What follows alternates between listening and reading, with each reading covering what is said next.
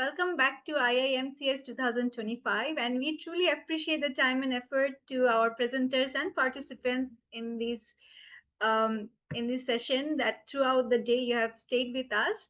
So next we move into our masterclass 2 titled Academic Publishing from an Editor's Perspective, which promises to offer valuable professional and academic insights relevant to contemporary media education and practice by Dr. Richard Seow.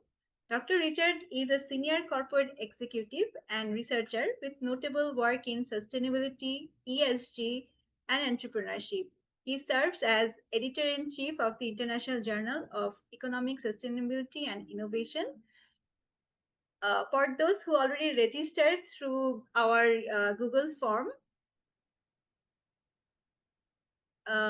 please kindly know that we are also available online with live streaming. You can also participate using the Zoom link. Those who haven't registered yet for this masterclass but present in the class, for e-registration, we will be sharing a link again so that you can get your certificate through your email soon. Thank you so much. Now let's welcome our expert facilitator for this session, Dr. Richard. Hello, good evening, everybody. Can you hear me? Yes, we can hear you. Okay, great. Okay, let's. Uh, okay, thank you for inviting me for the sharing today. Today, I will share from the perspective of an editor. Currently, I'm serving as the editor in chief for the International Journal of Economic Sustainability and Innovations. So, hopefully, my sharing and my insights from the editor perspective will actually help you to understand more about publishing. Okay, without much ado, let's start and go into it because time is limited and I want to allocate more time for Q&A. So, first of all, let us understand one publication reality. Now, sometimes people tell us that, oh, you know, you write what you like. You do research on something that you're passionate with. But actually, the reality is you can do whatever research that you like. But if you want to publish your paper, you must understand one thing. Publication success has very little to do with what you like or what you want. It is more about what the editor and the reviewer want. So, in other words, you decide what paper that you write, but you don't decide what paper got published. So, who decide your paper got published? It is the editor and the reviewer. So, if you want to go for publications, understand this logic. Then, so how does the process work? First of all, you write your articles, you are in full control. Then you choose the journal that you want to submit your manuscript to, and you are in full control. So these two steps are 100% within your control, and you decide which journal you want to submit. But remember one thing, the editor decide which journal they want to publish. So this is the true facts. And when you choose the journal, now there are a few considerations that you look at. First of all, what is your publication objective? Some of you publish because it is part of the academic requirement of your PhD program, or your some of you publish because you want to actually get promotion in your academic role, so on and so forth. Ask yourself, what is your publication objective? It is very important because uh, if you have a very clear objective or you have very strict requirement that you need to meet, then you are not that flexible. For me, because I'm not in academia, so I have a lot of flexibility. So I can publish in any type of journal that I like. I It doesn't restrict me. So this itself is something that I enjoy, but I know most of you don't enjoy it. Then the next thing is, once you are clear with the publication objective, then you can look into developing a submission strategy. For example, this submission strategy would have to consider the other aspect. For example, the journal, you have to look at the journal aim and scope.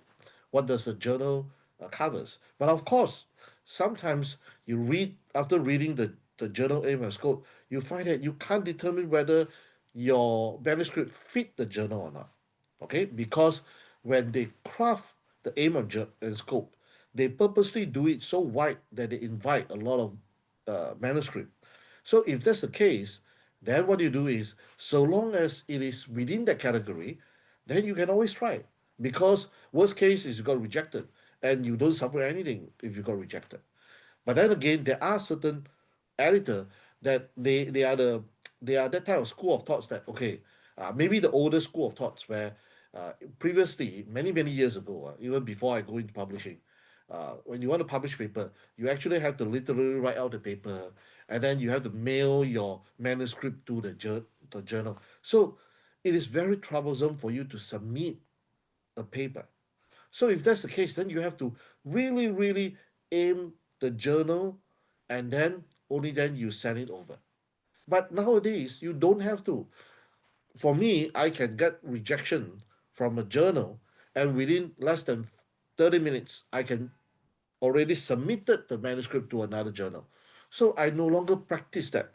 But there are certain editor that are still in the old schools, okay? Then, of course, you look at the journal requirements. Sometimes certain journal have word requirements. Sometimes they have format requirement. For example, they want structured abstract or unstructured abstract. Then you look at it. And of course, you have to look at your funding. If you do not have financial support, then you should go for those that doesn't collect article processing charges, or those that doesn't have any submission fees. So you have to look at the funding that you have. And then the next thing is uh, some journal they have specific timing that they publish, maybe twice a year, three times a year, every quarterly or every monthly. So if you say that, oh, I need the paper to be out in certain time, and then you have to actually match it back to the publication timing. Okay, and then of course some situations you already have past experience with the same journal. For example, I have experience with several journals, so I know, oh, this journal is very slow, that journal is very fast. So these past experience are very useful. And of course, in some occasions you get special invitation. People want you to actually submit paper to their journal. Like for example, many months back, there was one journal that actually asked me to submit to their journal. But of course, in normal circumstances, I would not submit to that journal because why? That journal is an open access journal and it require you to pay article processing charges. So I just told the person who wrote me the email, I said, oh, sorry, I do not have funding support, so I will consider your journal when I have funding support. Then what happened is, because they want my paper to be on their journal, they are willing to get waiver, get special approval, then waive my article processing charges. And because they waive it, so okay, then I submit I really have a one manuscript in hand, then I submit it to that journal, and then now this article is going through revision to a process. Okay, so all these things you need to consider before when you choose the right journal. It is not about, oh, I like this journal and I submit. It doesn't work like this. You have to consider many different aspects. Then after that, you submit. The editor will have the initial screening. Then the editor will have initial decisions, and the worst case is rejection. Don't take rejection as something that is bad. Sometimes I would like it to be rejected. If let's say I have no chance, you quick within few days or within a week you reject my paper, I'm happy. Like just now, before I went online, one of my paper got rejected. It's okay, I submitted to that journal like a week ago.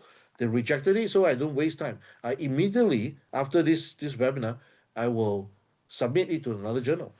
So why it got rejected? What are the top reasons for desk rejections? First of all, out of scope. Sometimes you don't interpret the aim and scope of the journal properly, so it is out of scope. Now, sometimes the out of scope is just a standard rejection answer. So don't bother. Hey, you'll be wondering why I saw similar articles that investigate more or less a similar themes in that journal itself, but now this journal is telling me that it's out of scope. Ah, this is just a standard rejection reason. You don't go into the detail because there's no real answer. It's just that they don't like you and they don't want to tell you out front. So it's out of scope. Then sometimes they reject you because of lack of novelty or weak contributions. Now, this reason sometimes could be real. Your paper, there is insufficient novelty. Sometimes this could be another standard rejection. Okay? Sometimes if your what I call paper, your study doesn't have any strong theoretical grounding, it can be rejected. or you don't have a clear research focus. I have reviewed what I call paper before many months ago, that this study have so many variables that I do not know what this these authors are trying to focus at. So it got rejected. Okay. And then sometimes confusion abstract, because normally the editor would just look at the abstract first. The editor wouldn't spend time reading the whole manuscript. But there are editor who read the whole manuscript, but most editor will just read the abstract. If the abstract is too confusing, I don't know what you're talking about, reject. Okay. Sometimes it could be methodological flaws. That means after reading the abstract, they find that, hey, how come you're using a method that is not suitable for your studies? Then they will reject. And of course, if your abstract or even your manuscript itself is poorly written, then they will reject. Just like recently, I have reviewed a manuscript. The writing is really terrible. So I have very great concern about the manuscript itself. Then I recommend rejection. Okay. Now, so then people ask, hey, what are the mistakes that we can actually annoy the editor? Now, first of all, remember one thing: you are not that important. The editor don't bother who you are. The editor won't want to pinpoint who you are. So you don't really annoy the editor. Okay, if your approach is not aligned, but sometimes you can be annoyed. Like I have sort of like annoy an editor, okay, because my approach is not aligned with the editor belief and value. For example, like the example I give you, I come across a journal. I don't want to name the journal. This editor itself is in the old school. This editor say, oh, okay, no, you write one journal, you aim for that. You write one paper, you aim for that journal, and you submit to that journal. You have to be very specific one. But in nowadays, in reality, it's a different world. It's a different ball game all the way. So what happened is I practice my way, and then I annoy him because he has a different belief. So he got annoyed. So it's okay. I just don't submit to that journal anymore for maybe a cooling off period of 1 year. Then I can submit again, because why? After 1 year, he forgot who am I. I am not that important. You are not that important. You won't really annoy the editor, okay? Unless you scold the editor, you become impolite, that's a different story, okay? Which I believe you won't. Now, after you, if let's say you successfully gone through the initial screening, the editor say, okay, I will invite the reviewer to review your paper. So in the review itself, the reviewer may suggest rejection, okay? Or the reviewer will give you comment like acceptance, major revision, minor revision, okay? And then the comment of the reviewer will then, okay, uh, what I call be passed to the editor, and then the editor will make a decisions again, okay, whether to reject or not to reject, okay? Now, so what are the top reasons for rejection at this stage? Okay, now you have unanimous the reviewer recommendation. They reject your paper. Then most likely you got rejected. But of course, there are always exceptions. The exception is sometimes if the editor like your paper, the two reviewer reject your paper, the editor will look for a third reviewer and then fourth reviewer until get one reviewer who recommend major revision. Then they will send to you major revision. There are ways to do it. Then, of course, when your paper are really lack of novelty and contributions, especially you are going to go for the high impact journal, they will reject you. But if you're going for those non-index journal, okay, insufficient novelty, that's not a problem. No contribution, no problem. Okay, and weak theoretical foundations is also another reason.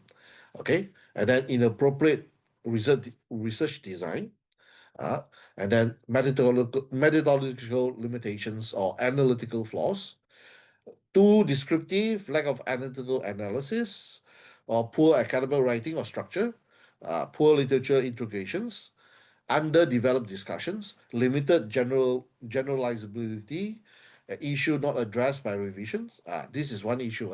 So, for example, if the editor asks you, the editor asks you to follow the comment of the reviewer to revise, but you don't want to do that, that could be another reason. Or sometimes other unspoken reason. That could be a reason, like for example, uh, you know what you're doing, okay? Assuming you know what you're doing, huh? And then you submit the paper, and then the reviewer don't know what you're doing because the review is not familiar. Why? Then you say, why the editor invite such reviewer? Now that could be a possibility. When the reviewer read the abstract itself, the reviewer thought that he is capable of what I call reviewing a paper. But then again, when he accepted the invitation, go into the manuscript, realize that, oh, yo, he is not familiar with the method that you use. That could be a possibility. Okay, most of the time, this mismatch is due to method, not really due to the subject matters. Then, uh, then the reviewer will say that, oh, you do it this wrong, do it that wrong. I personally experienced it. I wrote a conceptual review paper. Okay, and then conceptual review paper. Then what happened is the editor probably appreciate the topic that I'm talking about. And then the editor pass it to the two reviewer. The two reviewer give me a lot of comment that I almost want to jump down from my apartment. Why? Because the two reviewer thought that I'm doing a systematical literature review. So they want me to follow the research protocol of systematic literature review, which is not possible. For my study, it's not possible. I'm doing a conceptual review. So it took me a while to write my defense, to respond back to the reviewer very nicely so that they understand what I'm doing. But of course, sometimes they don't understand. Sometimes they understand. I'm lucky. They understand, and then they allow me to go through the process. They recommend acceptance, and my paper got published. Okay, so there are many different reasons. And sometimes the some of the reason that there are plentiful plentiful of reason. Remember this.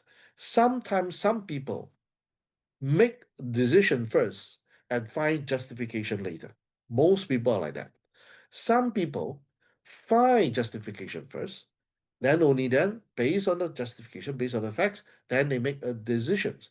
Those are the minority. So you do not know how the reviewer, how the editor process your paper. Then, if let's say they say, okay, you got a chance to revise your manuscript, then send to you, you revise your manuscript.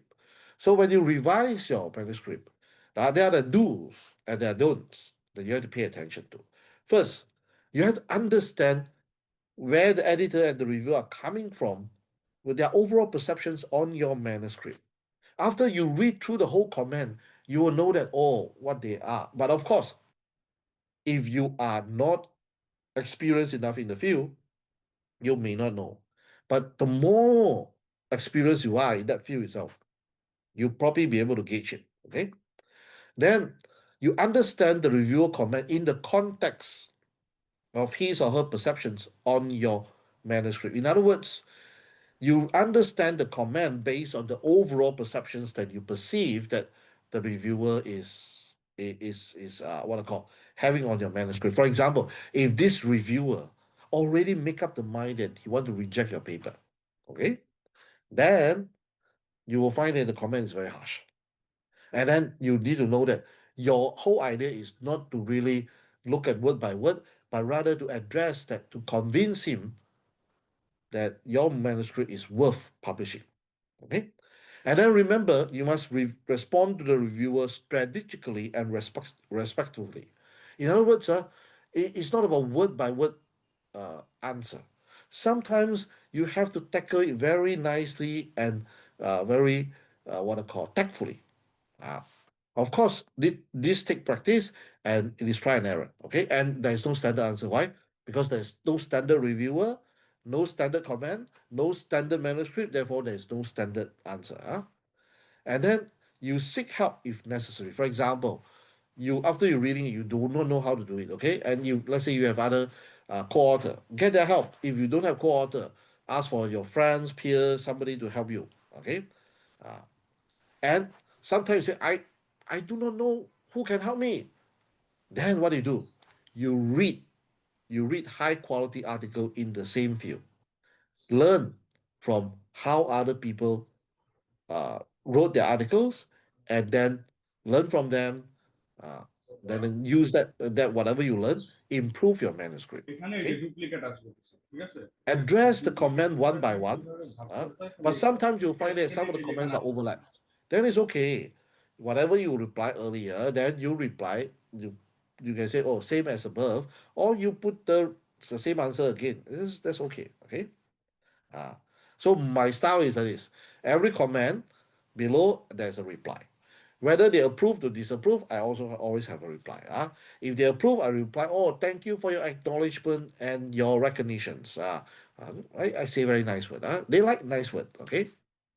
And then remember when you what I call amend, you must fulfill the general requirement. Like for example, recently I have a manuscript that journal itself have a requirement that you must keep everything, including the references, all the word count within 7,000 words. So I have to keep track of that.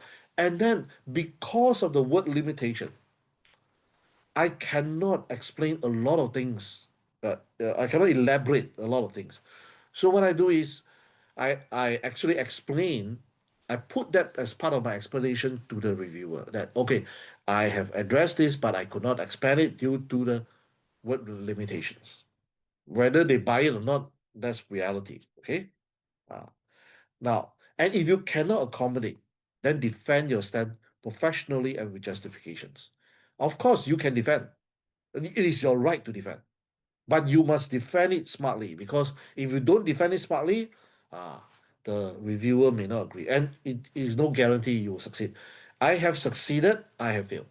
Ah, okay, because why? Because there's no standard reviewer, and then be mentally prepared to accept the worst case. What is the worst case? Review after review after review. Is that the worst case? To some people, yes. Some people, the worst case is rejected. So depend on what you don't like, and double check your work before submission. It's very important. Uh, Sometimes I also forgot. What are the don'ts? Okay, do not attend. Do not attend the comment when you are not mentally ready or you are emotionally disturbed. Sometimes you read the comment of the reviewer, you got very, very angry. Like, for example, recently I have a collaborated paper. So, uh, the the journal, the reviewer, and the editor asked us to review the paper. So, to me, I review, but my co author is very angry. Oh, why so many rounds? Forget about it. Blah, blah, blah. He want to give up the paper. So I calm him down, give him some time to rest, and then you don't attend to it now. Wait until you're calm, then you attend to it. So after a few weeks, he attend to it, then he revised the paper. And then don't assume that you have addressed the comment without doing anything. I've seen one interesting manuscript. The author, I give a lot of comment. You need to do this, need to do this because there's all this problem you need to address. So what happened? That this smart Alex will say, "Oh, he just wrote something, and assume that I'm okay with it." Then he just move on. Then in my next round review, I said, since the author assumed that he doesn't need to do anything to my comment, then I assume that he doesn't want his paper to be published. Therefore, I recommend rejection. I also can play the ground, to play the game. So remember, don't do that. If you cannot address, defend your stand professionally and with justification. Okay, he or she may not buy your idea, but so long as it is reasonably justified, sometimes the editor will understand and then maybe stand on your side. And remember, don't ignore any comment. So sometimes when you ignore comment because you overlook, that's why you need to double check your work before submission to avoid you overlooking. And how about the communication with editors? What are the do and don'ts? Okay. First, be clear, professional, courteous, and concise. Don't tell grandmother's story. Be concise in what you do. Okay. That can make inquiries of the manuscript status. Okay. But normally, when you send, it will not to the editor. You'll probably be the editorial assistant. You can make requests with reason. Uh, and you can complain with justification.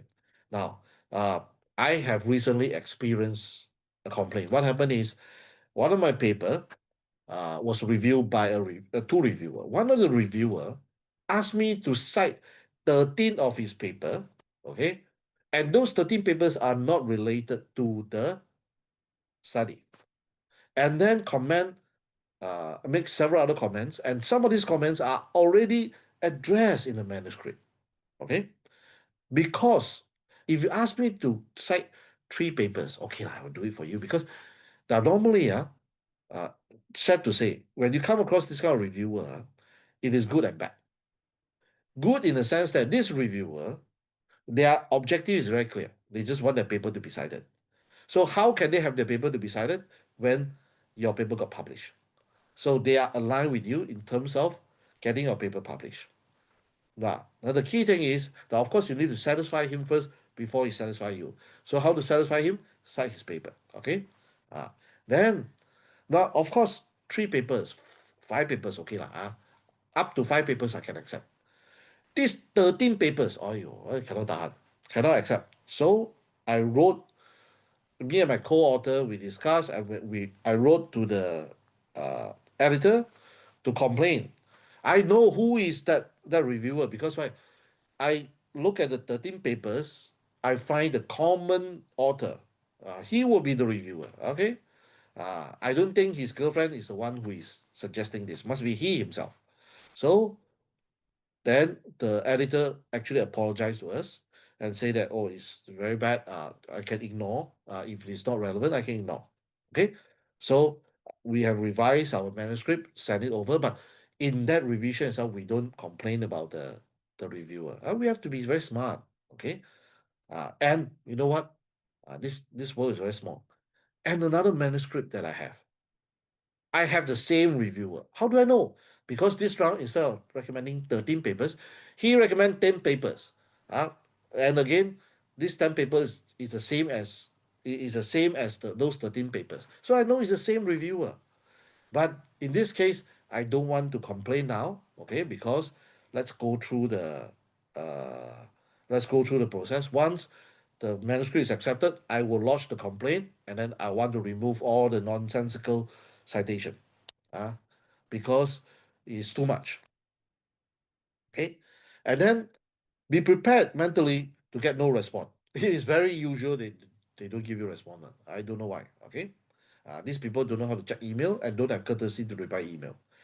And before you send, remember to double check. And don't what?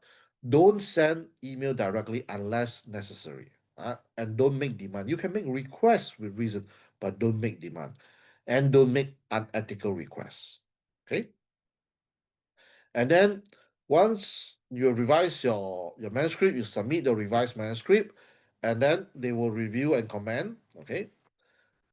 And then after review comment, the editor will give decisions either to reject or to revise the manuscript again. Then, if there's revised, then you submit the revised. Then you revise your manuscript, submit the revision, and then you will go through the process. And then finally, if everything is okay, then the editor will make a decision to accept your manuscript, and you will go to proofreading, and eventually your article will be published. Okay, so this is in a nutshell, this is the cycle. Okay, this is the cycle that you'll go through, and in between, the editor is a very key person. He's a gatekeeper. He's the referee.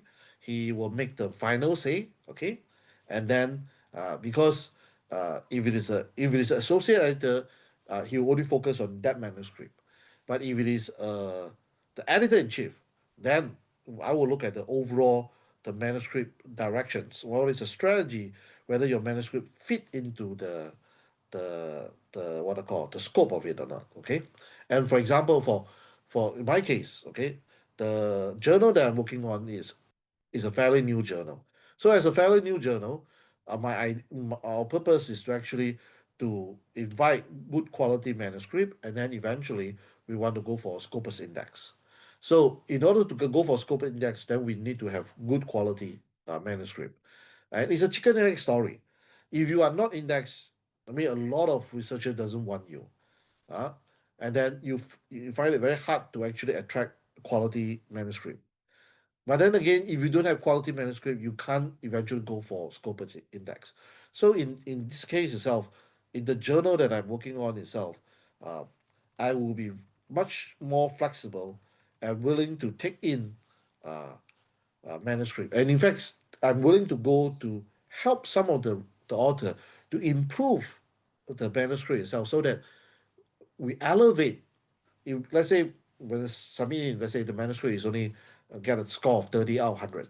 So, but the scope is okay. Then we will find a way how to elevate the manuscript quality maybe to 60 marks, 70 marks, or 80 marks. Then we publish. That is a strategy that we are working on. So these are some of the ideas that, as an editor, so what is going on behind the scene, which a lot of what I call author doesn't know, and in between I also share my role as a reviewer because reviewer also happen behind the scene, which author doesn't is not aware. So these are the information I hope that it helps you to understand more about publications, and oh okay, I spare about 30 minutes for the Q&A because Q&A is more interesting and you will probably get your answer during Q&A rather than the standard sharing. So I pass it back to Sajana. Thank you, Dr. Richard. If there is any question, you can please raise your hand or you can unmute yourself to ask. I myself have a few questions being a PhD candidate. So I would just see if there is any question from floor first. There is a raised hand. Please unmute yourself and ask the question. Assalamu alaikum. Good evening, Dr. Richard. Actually, it's before I start and the question, I would like to say that even if you are out of academic sector, your benefit for academic field is way more than people who are working in academic field because you are the one who transferring the reality, what's going on in field, and passing them the information, which turn to paper and receive to them in reality. Whereas people who are in academic, all what they do, like transfer paper and transfer information according to the citation of the author, what he mentioned. So all respect and the value for the way how you present and excitement. Whenever I attend your sessions, you always attend, mashallah, with excitement and being positive, aggressive in every session you present. Now, the question is, because I'm still learning process and still there. Regarding the process, and I might be wrong, my question might be wrong, but is it like if a paper have been rejected or counted as weak, and let's assume that you are in rush just to publish it, will it be the other option is send it for Q3 or Q4 and they will accept it? That's my question, and I hope, I apologize in case my question is wrong, but that's what I have. Okay, you asked very good questions, and thank you, Kuzai, for your acknowledgement. I think you have attended several of my webinars. You are considered an old friend, a virtual old friend already. Okay, now, uh, whether you can submit to Q3 or Q4, the answer again is yes and no. Now, why you got rejected? Why you got rejected in, let's say, I assume that you earlier submitted to Q1, Q2. Why you got rejected? Uh, Sometimes you got rejected, maybe not because of the quality of your manuscript. It could be rejected because of the topic that you're talking about, or it could be because of the editor doesn't like your topic. There are many, many reasons. Now, if it is because of the novelty and the contribution of your topic, okay, if you fail in Q1, Q2, after you go through the Q1, Q2, and then you exhausted the list, normally then you can go for Q3, Q4. That is my normal approach. I always go for how do I submit papers. Before I finish writing a paper, I would have built a list of at least 20 to 30 lists of journal, and I rank them. I always, of course, SSCI Q1, SCIE Q1 will be the first, then followed by Q2. Then uh, I normally don't aim for Q3, Q4 because I don't know why. Somehow I don't really find a lot of Q3, Q4 papers. I always go for Q1, Q2. I'll go on Q1, Q2, then I go for Scopus Q1, Q2. So I do a listing. Then what I do is I submit one by one. And they got rejected. It's okay. I rejected them, move to the next one, next one, next one, next one. Uh, then, of course, in the process of doing that, sometimes I get rejection, but I got good rejection. How do I define good rejection? Is when they give me comment on my manuscript while rejecting me. That means either the editor or they've gone through the peer review process, the reviewer or the editor have actually reviewed my manuscript and give me constructive feedback on how I can improve. Now, once I receive that, I always evaluate, is it something that is personal or is it something that is more objective? Personal means sometimes I tell you, it's like, for example, I do systematic literature review. Okay, and then this person will say, "Oh, you have not enough papers." There is no standard answer on what is enough paper. So that I would consider as something more subjective. Then those kind of suggestions I will ignore. But if let's say the uh, the person or the reviewer or the editor tell me that, oh, your theoretical grounding is very weak because of why. Hey, that because of what? Now those are the justifications. Then I look at it. If it is more objective, what I'll do is I will revise my manuscript based on the comment that I receive. Then I will only go for resubmission. This is what I've done. Okay, I've done that before. It's a standard process for me because to me, publications. If you have gone through my publication profile, most of my paper are single authored, so I've gone through the process from A to Z. I have know all the in and out and gone through all the things, and I do not have resources. I do not have network. I do not know the editor. All these things. I just start from ground zero. I just build from zero base, and I explore. So that's why I have a lot of what I call practical experience that I've actually make it successful. So normally this is what I do, and sometimes if it is too weak, and we don't know because nobody have given us that comment, and we do not know how to revise it.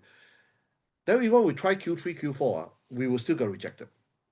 Okay, but sometimes I will tell you, nobody can tell you this for sure, but after experiencing for so many times, the single most important factors for publication that cannot be scientifically proven, cannot be quantitatively, what I call, classify or analyze, is your luck. Luck is the single most important factors. You could have the same paper, same writing. Journal A say that your paper is like shit. Journal B say, wow, this is a fantastic paper. Ayo, what happened? It's all because of luck. Nothing have changed. Same wording, everything the same. So since it is luck, ah, then I always have this: never try, never know. Just try it, because so long as it doesn't involve submission fees, doesn't involve APC, try. So long as it's ethically done, try. This is how I do it. And I try. One day you get received.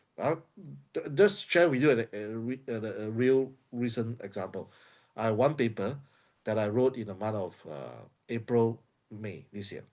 So I submitted. I got rejected. Many Q1 SSCI Q1 journal rejected my paper. Then I also find that okay, this kind of paper is a conceptual review, so most people don't like it. Then again, I just try. Then I submitted to a SCIE QE paper, SCIE QE journal, and then the editor likes the paper, and then send for peer review. And then when send for peer review, of course the reviewer doesn't understand conceptual review.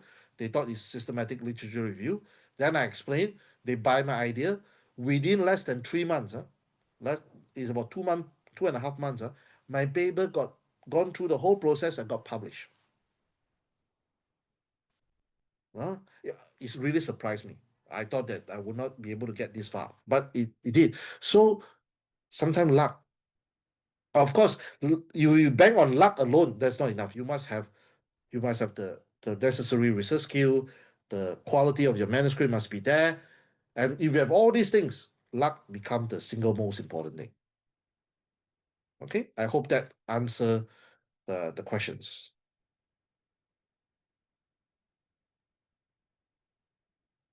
There is one more question on the chat box coming from Ms. Muller. As a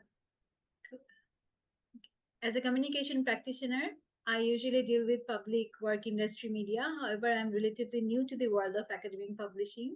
So the question is, she's curious to hear from your perspective, what do you see as the real value for industry professionals in getting their views or experiences published in academic journals? Okay, now I I have to be very truthful. I don't want to lie to you. I also have this problem. I'm a practitioner. I'm not an academician. So sometimes, to be honest, sometimes those papers that publish in SSCI Q1, if you ask the practitioner, all these things are useless. The practitioner don't look at all those things. The practitioner doesn't want to know all these things because to them it doesn't solve the real world problem.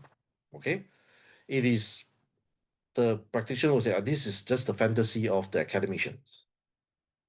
Now, and then what really matters to the corporate, the practitioner? What really matters to them? Things that are very important. If you do research on those topics, the academician will find out, this one have very little theoretical contributions. This one have very little novelty. They will reject. They will criticize. So whatever that is having a practical value have very little academic value. Whatever have strong academic value have little or no value in the practical world. You just remember they are living in two different worlds.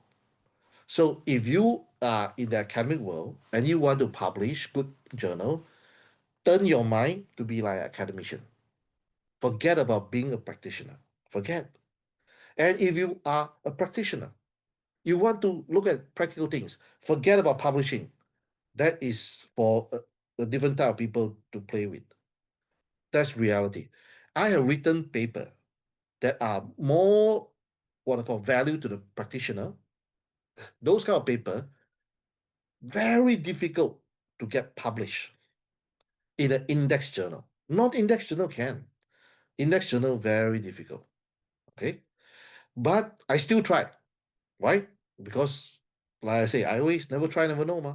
So recently, one of my paper, very practical oriented, not academic oriented. So I thought that, at first I just try. Which style of journal I try? I try Scopus Q3, Q4. That is the most I can go because I doubt Q1, Q2 one. But of course, as usual, I have a list. I go Q1, all exhausted, then come to Q3, Q4.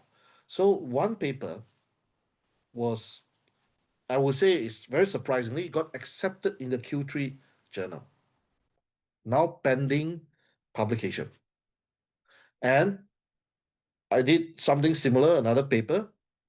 Um, it is now in the revision process for a Q2 journal, which is considered, well, it's more than what I expected. A lot of time, whatever the practitioner viewpoint, have very little what I call value in the academic world. This is reality. But of course, I'm not saying for sure. If you are very, very good, okay, you are able to take what is relevant in the practical world and write it in a way that the academician or the people in the academia love it and appreciate it, then bingo, you can do it. But it is very, very tough. Okay, so I hope this answer your questions. Thank you, sir. we have a mission from Institute for Communication and Gamification Research that is the problem we are trying to address. We don't want academia and industry to be a separate world. We just want to make sure that whatever we are doing, any research, any practical work, that we are making a solution for a real world problem. And I hope that we all can join hands and we can collaborate to do that. Um, Please raise your hand if you want to ask more question. Meanwhile, I will start asking question. um, I will start asking one question at least. So, as you mentioned, that don't make direct email to the editors unless it's necessary. So, I got one suggestion that before submitting to any journal, just directly email to the editor in chief asking that if my abstract, sending my abstract, that if my abstract is well fitted for the journal or not. So, is that a good idea? I have never done that though. So, do you recommend doing that? Okay, first of all, theoretically, there's nothing wrong.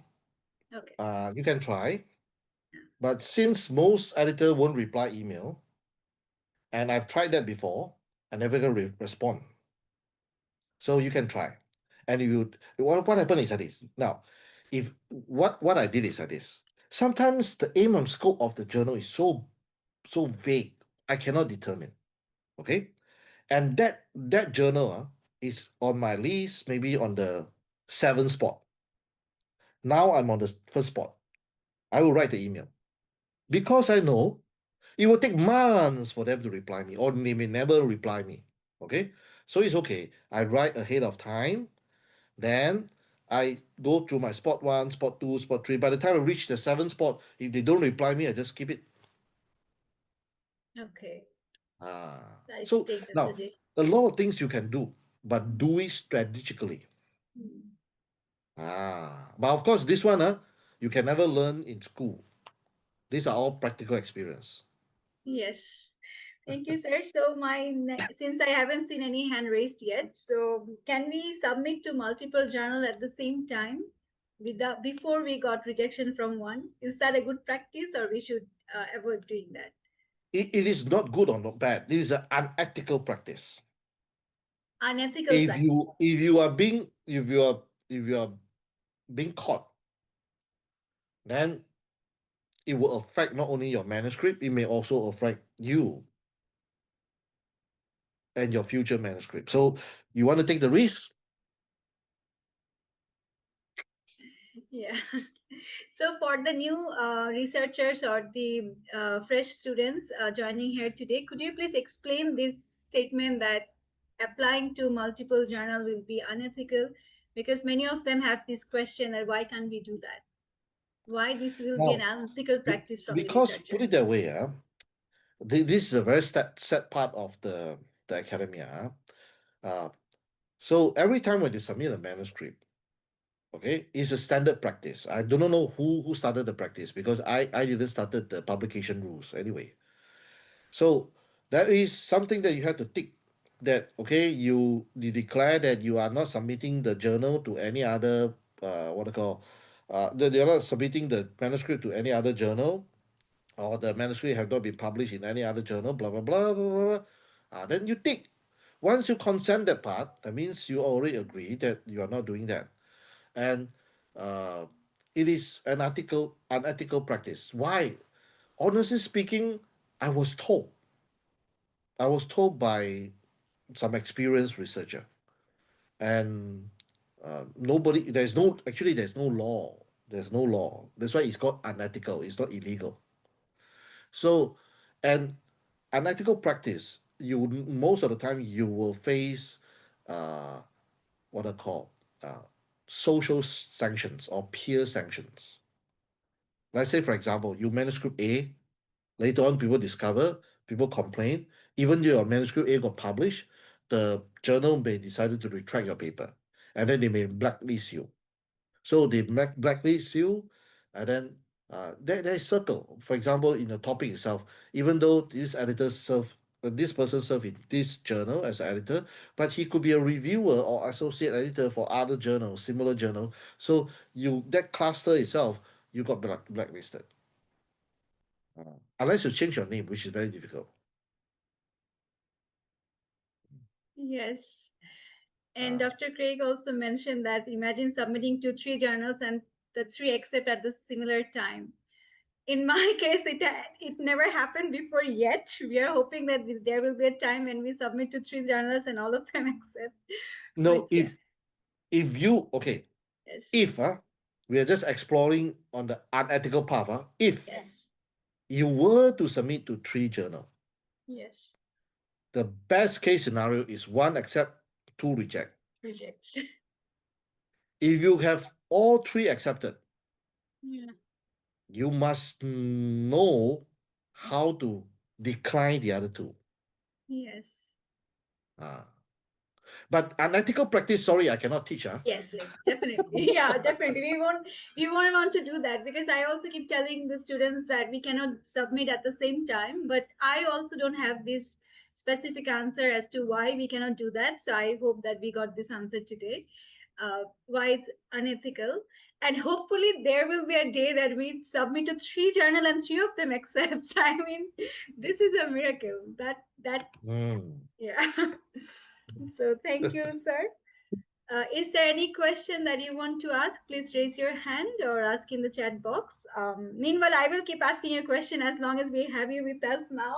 I will make it more like interview style session so that since I have the floor and I have a lot of questions to ask from you, as you also mentioned that you have found there are too many variables in one article and it was not a good practice as well. So in your according to you, how many variables could be too many variables? Is there any guidelines? Okay, it's not about the number, it's about the Okay. focus.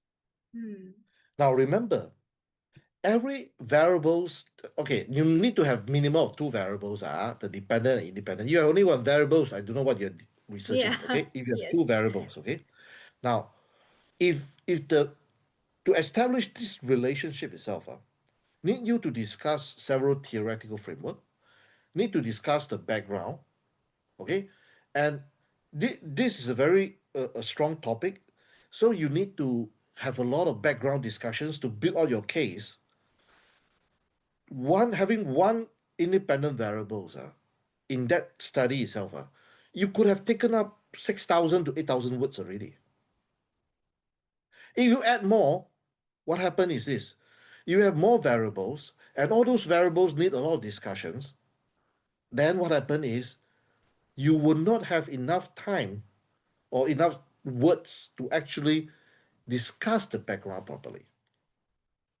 And when you don't have that, that actually weaken your studies. It's not about the number of variables. Don't go for the number games. For example, I have a paper that is submitted published in SSCI Q1.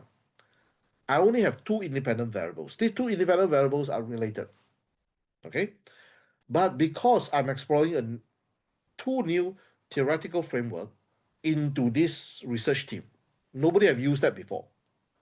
So I have to do a lot of background discussion to support the case before I can come out to the hypothesis development and then uh, build the hypothesis and then do the research, the result finding, blah blah blah, and then that paper itself, from submission to publication, it took me 3 months because it is something very new. I also have another SSCI Q1 paper. I have six independent variables. Okay, but these six independent variables are the different traits aspect of a CEO of a company. So if there are different traits of a CEO. So when I build my case, as far as the CEO is concerned, I can discuss them together. But it is when I go for the different traits itself, then they will branch out. So having it covered in one paper itself, that is sufficient because I would have enough time to talk about the theories, the background, blah blah blah. Now, the actually when I review paper, okay, it depends if it is not systematic literature review, if it is empirical paper. The most important section is always the introduction. The introductions must give me a very strong and appealing case that this study is really addressing a real research gap. And the author must have built a very strong case that this study is worth us considering. Okay? Then I'll look at the literature review, whether they have strong theoretical foundation or not. Now, if you are doing a causal relationship investigations, you need to have strong theoretical support to connect the variables. If you show only that they are statistically correlated or they are statistically significant, that only prove correlationship. It doesn't prove causation relationship. Causation relationship needs statistical significance plus your theoretical support plus it must be logically presented. So I will look at those things. Once you satisfy those things, then the methodology, if you are good, then normally not an issue. You'll go through it. But sometimes uh, not all manuscripts are the same. Just like just now, this morning I was reviewing a paper. Wow, all sections got problem. I wrote a 3 pages long reviewer report. Even when I reject the paper, I will write a very long report because why? It I am the one. I find facts, then I come to decisions. I don't come to decisions, then I find justification. Unless I know that this topic has been investigated for so many times, I don't understand why the what I call the authors still like to investigate this topic. Then I will straight away reject because of the topic itself. So you don't look at the numbers of variables like this. You look at how you build your case, how much wording you need to build your case. Thank you, sir. We have one question, so that will be our final question for the session. And after that, we will proceed for a photo session. So I would request everyone beforehand that please switch on your camera if you could, and we will have the photo session after this final question. Please, Mr. Kwese, ask your Yes, question. yes, doctor. Actually, they said in reality, the floor is not filled with flowers, unfortunately. So I would like to share, sadly, my experience regarding when mentioned about don't send email directly because 2 years ago I was just joining a conference and I have to just contact the authority and point of contact there. And I haven't received the WhatsApp number of that person. So I bypassed him greetings and I identified myself, my name and my title. And I was waiting for the response. And what happened? WhatsApp. Sadly, that person blocked me immediately. So I was just confused and I have to go back to the admin and ask that what happened. Then I have been informed that later on, just wait, you already finished your paper, but you have to just, we will look for another path for you. So after 2 months and a half, WhatsApp group for that conference were issued. So what happened? I was not able to send any message because I was already blocked. So I have to send an email for that person that this is my name and that's the paper which I'm going to publish and that's the title. So I received a response from that person that please, anything you have to send us in WhatsApp. Otherwise, our nature is to refrain answers for emails. So then I have to respond that, well, you already blocked me. So when I mentioned that, that lady responded back that, how could you put allegation like that on me? Prove it, you have to prove. You cannot say anything like that. Subhanallah, I was just have a screenshot for all that chat and I just sent by email that's the proof. So after that, I have to prove. I mean, unfortunately, the act was really not that much friendly, and I still have to defend myself. So after she saw the proof, then she unblocked me and then added me in the WhatsApp. So regarding that, we cannot send email directly to the author or to the authority. Sometimes they push our leg to act this way, doctor, you know. So it was very awful experience for me. So, you know, this is what happens. Sometimes you have to do or be in a place where you do not want to be. And unfortunately, when you be there, others will blame you, although it's not your fault. So life is not always, you know, like as I mentioned, like full. The floor is not filled always with flowers. You know, things happen which is not accepted or expected. That's just my personal experience. Thank you so much.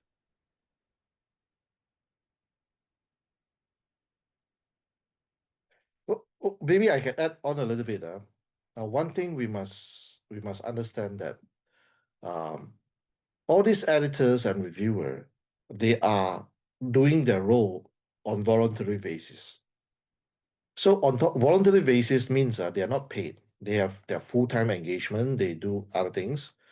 So when how good they are in their role as a reviewer or as an editor all depends on their personal motivations. If they want to be serious, it is their choice, not because of the role. The role itself doesn't change anything. So for me, if I because my character is if I want to do something, I'll do it seriously. I do it properly. So if I don't intend to do it properly, I will decline. I don't do. So that is my way of doing things. Whether I'm just a reviewer or editorial board member, or I'm an associate editor, or I'm an editor in chief, it doesn't matter. So this is the most important thing. And because of that, sometimes we expect that you as an editor, you see in that position, you should do this. In real world, no. I mean, in the corporate world or in a university or in anywhere, we know certain people who hold certain position, they should be doing so and so. But unfortunately, they are not doing that because so long as there is no punishment, no sanctions, no incentive for them to do it, they will just do it based on their personal preference or their attitudes. That's reality of life. So my my way of approaching it is we assume they don't have to do it. Then we approach the situation. If they do it, congratulations. We get bonus. If they don't do it, we don't get disappointed because we already expected that they are not supposed to do that. Okay, I think time is 6:30. I pass it back to Sajana. Yes, thank you so much, Dr. Richard.